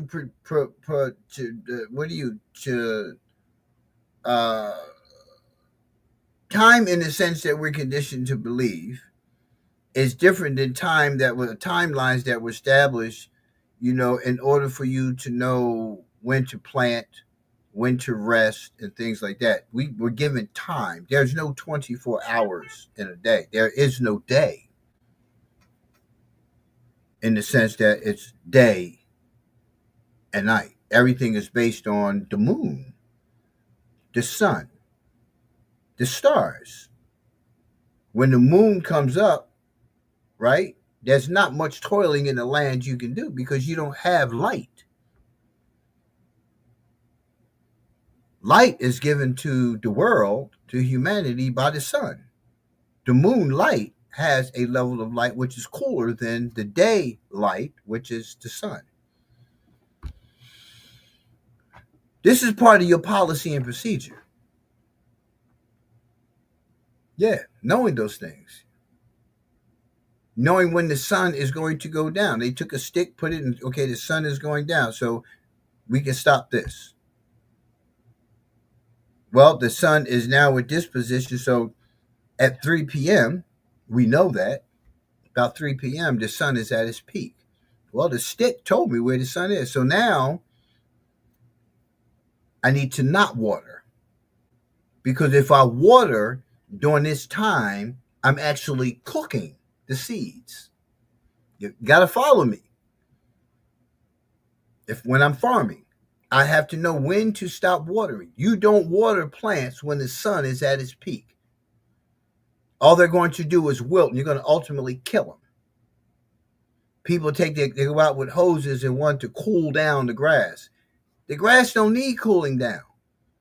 Your watering the night before gave the plant life strength to endure the sun. That's why you hydrate before you go out to the sun. Right? You walk through the shower and you cool your body down because you're hot. You can't do that with a plant. You'll kill it. You're putting a strain on that plant's life when you water it when the sun is at its peak. There's cycles. Man has turned everything into a timeline. There is no time. Time doesn't end. Life is timeless. It's infinite. It goes from here to the next, to the next, to the next. But you can't fulfill your destiny if you're focused and conditioned solely on living that which man has put in place, which you will only meet your fate. You will never see your destiny. You will never fulfill your destiny. And it's within you. It has to be nurtured. It has to be cultured. But you can't fulfill those things if they are not given attention to. You have to give attention to those things. We see children who grow up. My 3-year-old at about 2 was given a guitar for Christmas, and the little mic attachment, all that. And I still have the video. This video will be with her for the rest of her life, and it will always be the indicator for when she turned into this magnificent entertainer. Hopefully, she doesn't fall into the realm of what the culture of entertainment is today. And that she remains independent, don't take on contracts because ain't none of them worth a damn to be involved with. That's just part of the sliminess of mankind. But she's never seen any live performance. She's never seen somebody playing guitar. She put it across her. She slung it across, put the axe right across her, had the microphone posted, sat in there tapping her feet and playing the guitar and singing. At 2. At 2. You think I'm not going to nurture that? That may very well be her destiny. I'm going to nurture that. As an adult, who nurtures nurtures you towards your destiny? Are you still resistant to the idea that even as an adult that you can still continue to take guidance from somebody else, especially the men? Because the poor condition that we get as men is part of what takes us away from our destiny because of the things that we're told as young males. The misinformation, stripping of us of our humanity. Stop crying like a little girl. And some of us use other names, right? Because they fell. I just fell. My knee is bleeding. What's the difference between me falling and my knee bleeding and my sister falling and her knee bleeding? Why do you disregard me? Just tell me to get up and go back to playing. But my sister, who did the exact same thing to her knee, she's picked up, she's held, she's coddled, she's comforted. She sat down on the bench, and her wound is attended to, while I'm just told to go ahead and keep playing and stop crying.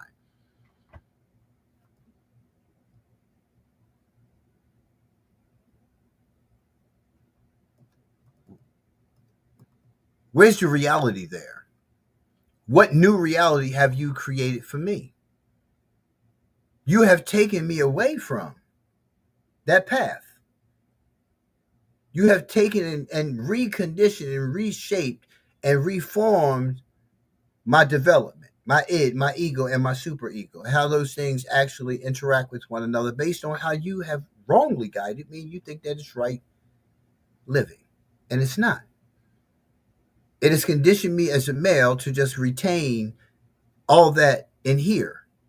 And then I experienced the trauma. So I have all this in here, and I have all this confusion with my super ego because my values are so much different because I don't value hurt, pain, suffering, right? I just internalize all of it. So in this concrete bunker, all this stuff stays. So the trauma, my childhood trauma, which is in here, the hurt and pain that I have suppressed down in here in this concrete bunker, eventually explodes. Now that has changed the course for me because now I'm heading more towards my fate than my destiny because I don't know how to process anything else that's going on because I've suppressed it because you've conditioned me to be that way. So when we start looking at transcending, you have to look at it's like a psychosocial interview. Psychosocial assessments are living documents because I'm going to only give to you now that which I feel comfortable enough to give to you about myself. As time goes on, and hopefully I begin to grow and experience and learn some things about myself, that becomes a shift. And you add that information on, you're able to document the growth. You say, okay, well, he's not, yeah, he's, okay, he seems to be, right? Yeah, he appears to be. Yeah, okay, so the plan is to give him more of this, and we'll see what happens, right? So that's what life is. Life is ongoing until it ends here.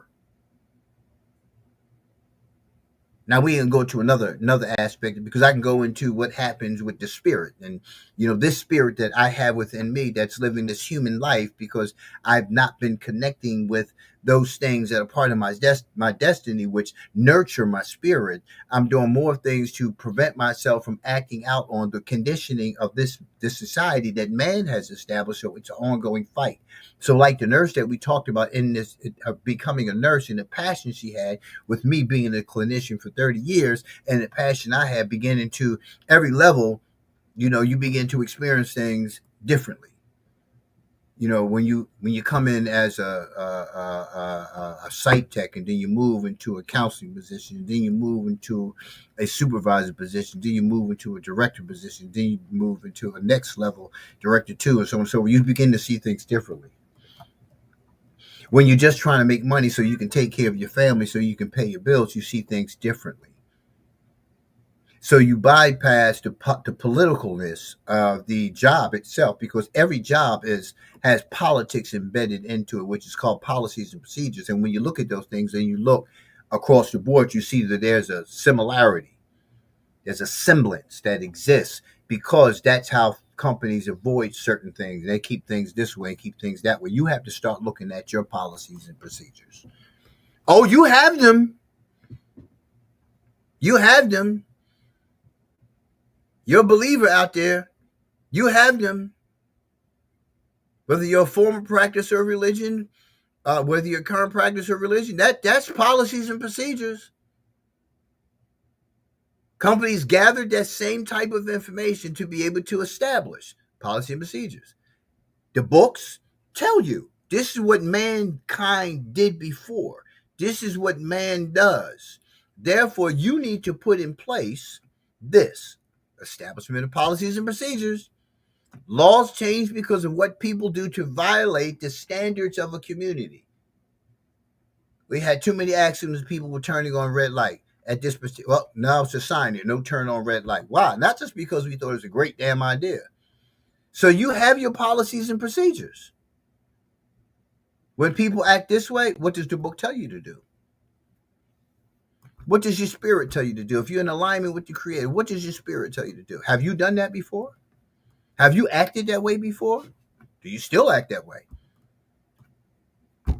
Where are your policy and procedures? And how are you applying them?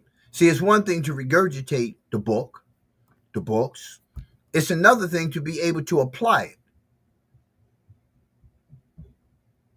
You're picking and choosing what it is that you want to address. I see and hear people using the same scriptures, the same surahs. I see it over and over again. I hear it over and over again. There's an entire book that is telling you how to live.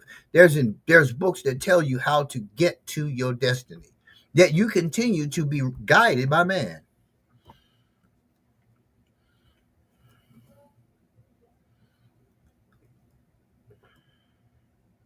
It's a choice, man. And again, I wasn't talking this way 10 years ago because I've continued to grow. They call it wisdom. We don't have matriarchs and patriarchs in the plenty like we used to, right? That is your guidance. Your patriarchs, your matriarchs. That's where your guidance should be. Why? Because that is significant, just as significant, more than significant now as it was then. That's what your books, that's what your scriptures are supposed to represent to you. But scripture now has become commercialized, going into the parameters of politics, and it's no longer viewed as right guidance for man, which it clearly says in the Quran. In this book is guidance. Why does man need guidance? Why does man need guidance?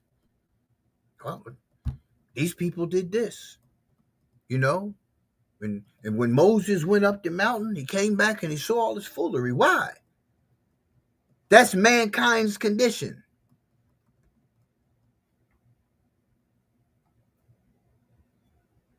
Why would a brother kill his own brother out of envy and jealousy because of God accepting this gift and not and you kill your brother? That's mankind's condition. Why were Adam and Eve and the others told, get ye down from here? And people believe there's a place up there. Getting down from a lofty position is right here. Get ye down from here. Why did I have to get ye down from here? And why did I put those people out of here and put them there and think that those people that I put there was going to create something different? That's why I got you the hell out of here, because I knew what was coming. And until you do right by God, your life will always be in the chaos that it's in. You will never fulfill your destiny. You will always be moving to your fate. If I'm wrong, tell me. It's no debate for me. It's no debate. I'm asking you to look at it. I'm trying to ask you to move towards self-discovery. Prove that it's wrong. I don't do the back and forth. It's my opinion. It's my story, and I'm sticking to it. Prove me wrong. Not because you want to prove me wrong, but look at your life. Transparently. Not truthfully, because truth is only based on the superficial stuff. Transparently, look at yourself. And you tell me where I'm wrong. You tell me you don't feel good helping somebody else. Tell me that. Tell me you feel good being mean to somebody else. Little girl, you need to go back in your room. I'm not done. Thank you. Thank you. What? All right. I love you too. Okay. All right. You don't have no clothes on, so you can't be in the camera because you only have your panties on. Go away. Go ahead. I'll see you in a little bit, okay? Let me go get my clothes. No, not right now. You don't need your clothes right now. Daddy's almost done. I'll see you in a bit. Bye. Bye. Bye. Thank you. Bye. Go ahead. Go.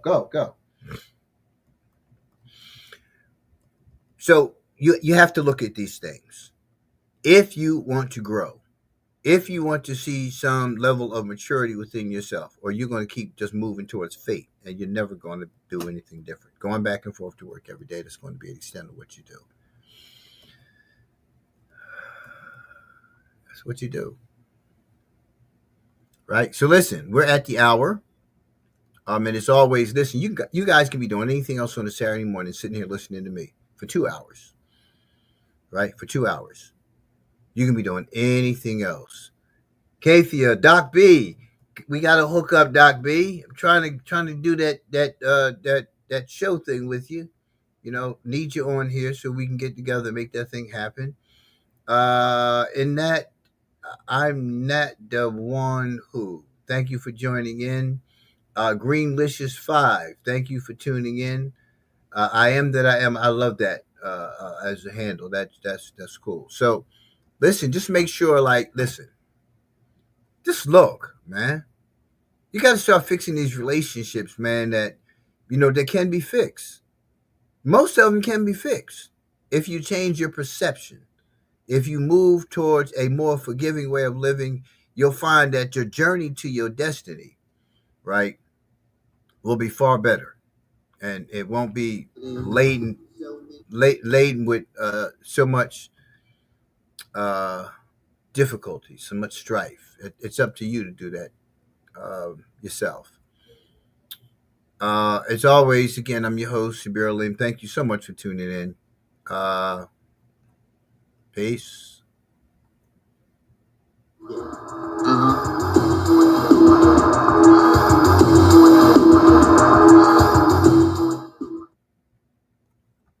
That is not the one I want to play. This is the one I want to play. Um,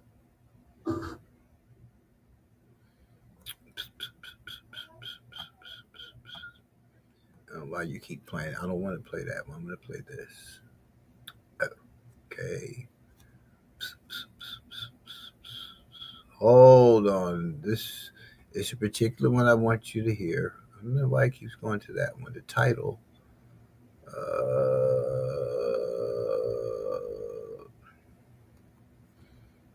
Okay. Hold on. But yeah, y'all have a great day, man. It's a nice day out there. I just want to play this song. Here we go. Boom, boom, boom.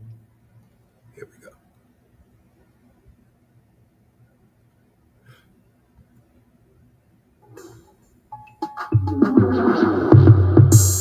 In man's bed. Gotta listen to this. You can find this on your favorite music streaming platform. This song was off of is off of my recently released album. Line up.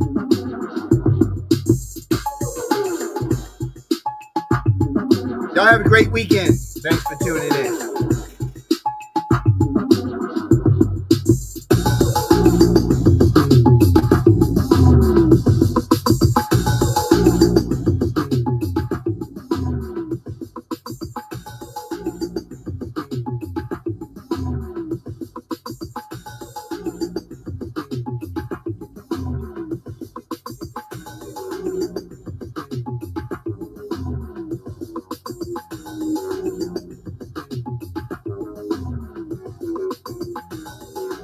Lisa Ann, what's happening? Thank you for tuning in. KB Barra, thank you for tuning in. Sophia, thank you for tuning in. Dee, what else we got here? Sheila Graham, it's so good to see you, cousin. Keep up the good work. Mingo, Nelson, Isabel, Justin, thank you for tuning in. Addison, what's happening? To all my YouTubers on my Sterling Education Station, thank you as well for tuning in this morning. Greatly appreciated.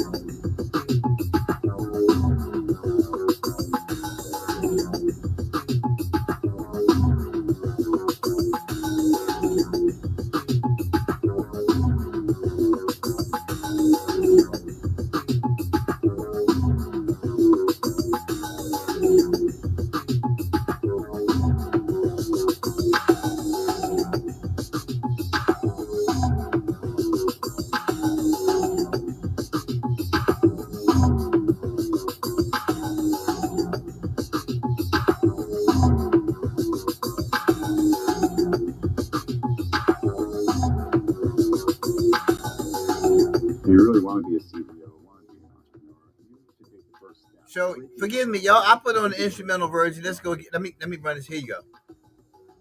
Let me take this one off. I'm sorry. I'm still listening. Like why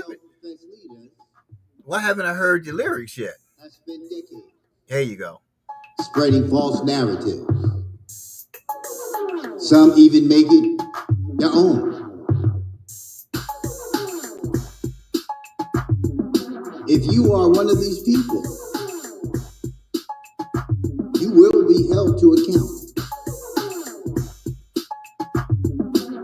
You led many to deviate from his will.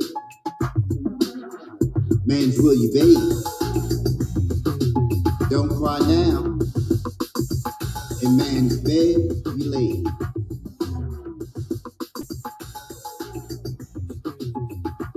I was wondering why I didn't hear the lyrics. Woo! He vowed for maids, say the dwellers of caves, we're all descendants of slaves, the black man said. Millions taken, score, overboard. Reparations, ask not of the traitor, my score. Who do you serve? Him or man? The Lord of the world, or the one with the plan? Many on the same path, some get the pain wrath. None speak on your behalf, but all feel the aftermath. All feel the aftermath. All feel the aftermath. Like not the person, like not what they do. Not liking others as you, not liking you. Like not the person, like not what they do. Not liking others as you, not liking you.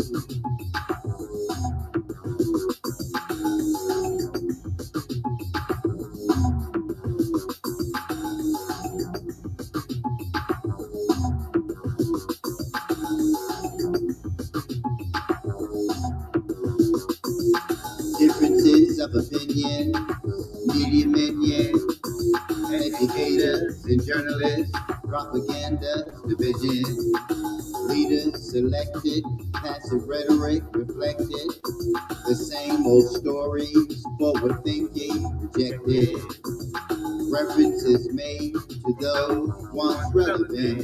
In the middle of the room sits a donkey and elephant, stuck in the middle.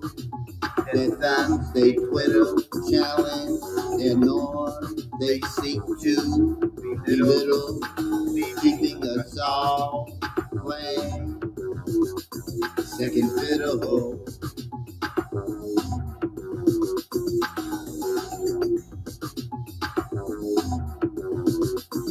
Keeping us all playing second fiddle.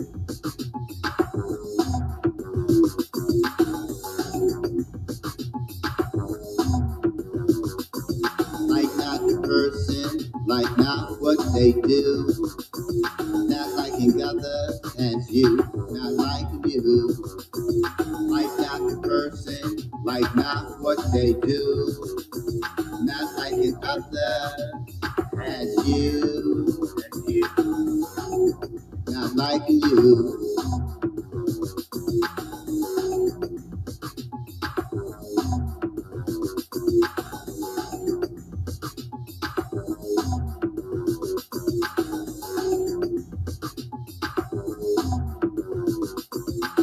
Just take a look, put down the books, see us for what we really are.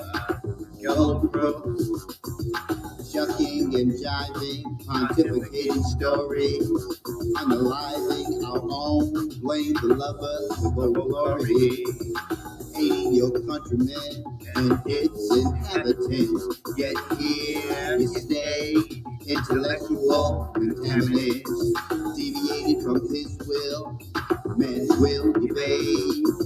Don't cry now, in man's bed lay. In man's bed you lay.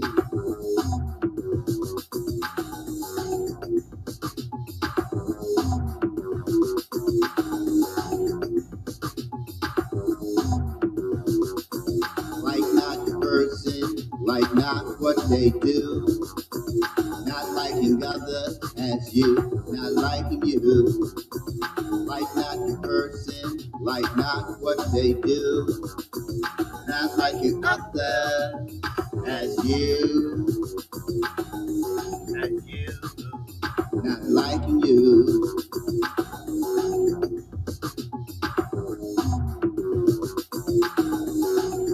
Not liking you.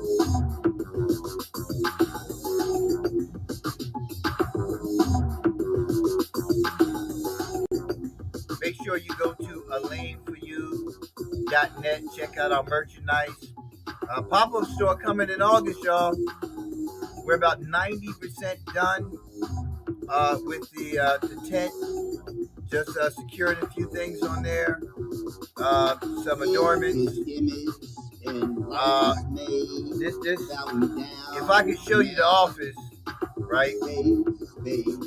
And we still got more merchandise coming in. Our tables are going to be loaded. Our cabinets are going to be loaded. We're going to have a great time. Just remember that a Lean for You is a branded vibe. It's a branded vibe. When you come to the tent, you'll see why. You'll see exactly why. You're not just coming to a tent to buy some merchandise. You're going to experience the vibe of a Lean for You.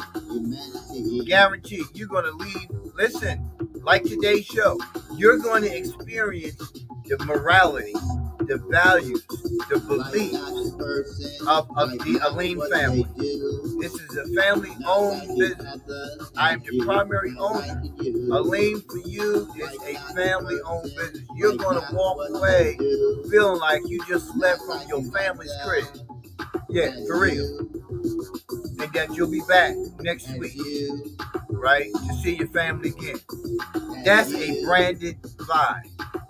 It's an experience when you come to see us, and we're going to make sure that that's the case, right? So make sure you come and check us out at the pop-up, but alainforyou.net. Make sure you check out my music. This song you're listening to, In Man's Bed, right, is a single off of the recently released album, Line Up. Check it out, man. Any of your streaming music platforms, you can find it on. Yeah. You don't have a paid subscription anywhere? It's on everywhere. iHeartRadio, Apple Tunes, Apple Music, iTunes, Spotify, Deezer, a host of others. You can find it. Make sure you check it out. But stay tuned for the notification of when the pop-up shop actually starts. It'll be beginning in West Palm Beach. And we'll eventually start working our way, in other parts of Florida, Miami, Fort Lauderdale, Central Florida. We'll eventually work our way up to Jacksonville. Definitely got to hit Jacksonville. Going to find our way up the coast, North Carolina, South Carolina, Virginia, Philly, New York. Listen, we're going to show up, man. We're going to show up, we're going to show out, and we're going to invite you to be a part of the culture, the branded vibe, alainforyou.net. Again, thank you for tuning in. As always, y'all can be doing anything else on a Saturday morning, listening to my damn mouth for 2 hours. I appreciate it. I appreciate you. I appreciate the love. TikTok, listen, y'all have just made me feel so welcome when I came to TikTok a couple of months ago. Thank you for the love and support that y'all continue to give me on TikTok. I'll see y'all next Saturday. Matter of fact, I'll see y'all next Saturday for Daddy's right here, but I'll be seeing you during the week to let you see where we are with the pop-up shop, what it looks like inside of the pop-up shop, and show you some of the merchandise that we got going on. So I'll be showing you that this week. Thanks for tuning in. Peace.